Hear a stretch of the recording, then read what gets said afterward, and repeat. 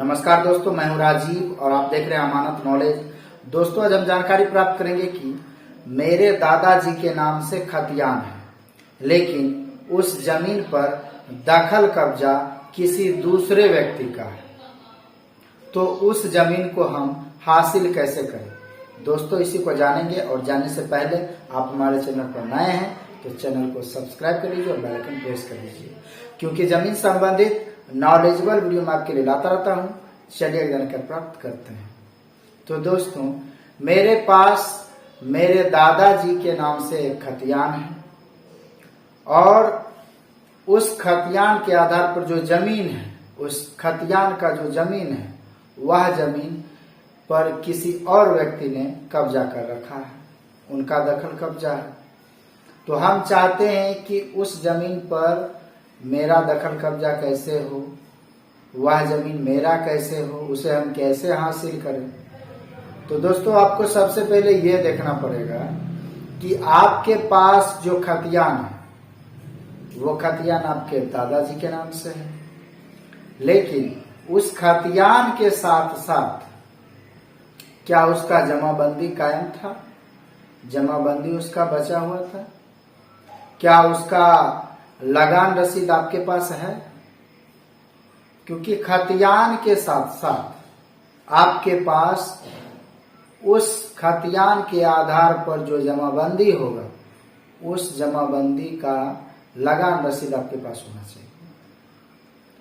तो ये यदि दोनों चीज है, तब आप दिमाग लगाएंगे कि उस जमीन पर मेरा दखल कब्जा कैसे हो।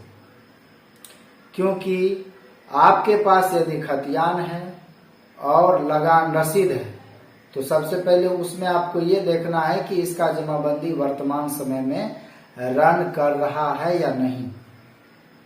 और आप ये जान रहे हैं कि सामने वाला व्यक्ति जो है, जो उस जमीन पर दखल कब्जा कर रखा है, उसके पास कोई कागजात नहीं है। यदि उसके पास कोई कागजात नहीं है और आपके पास खतियान है, लगान रसीद है, तो उसका जमाबंदी पता करें, जमाबंदी का क्या स्थिति है उसको जानें।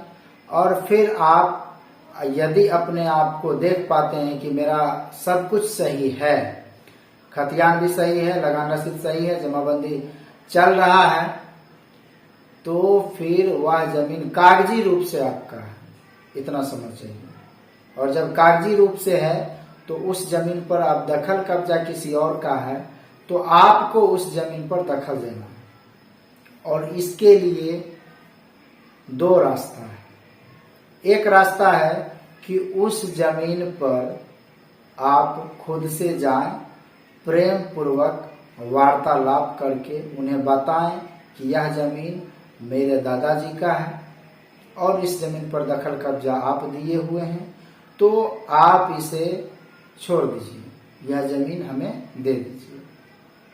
तो एग्री हुआ तो ठीक है, नहीं एग्री हुआ तो दूसरा जो तरीका है कि आपको बलपूर्वक उस जमीन पर दखल कब्जा करना होगा। लेकिन यह कानून के खिलाफ है, लेकिन फिर भी आप किसी तरह भी प्रयास कर सकते हैं कि बलपूर्वक उस जमीन पर हम दखल कब्जा दें, बिना किसी को नुकसान पहुंचाए। तो ये एक तरीका है उस जमीन पर दखल कब्जा करने का। दूसरा जो तरीका है वह है आपको कोर्ट जाना पड़ेगा, न्यायालय जाना पड़ेगा, और वहां पर आप केस दायर करेंगे और उस केस का मैटर हो सकता है आपको 5 साल, 10 साल, 15 साल, 20 साल तक भी जा सकता है। लेकिन आपका कागजात सही है तो ज्यादातर उम्मीद है कि फैसला आपके पक्ष में हो सकता है। दोस्तों, उम्मीद करता हूं समझ गए होंगे। अगर समझ में आ गया तो वीडियो को लाइक और शेयर करना ना भूलें। मिलते हैं नेक्स्ट वीडियो के साथ, तब तक के लिए अलविदा।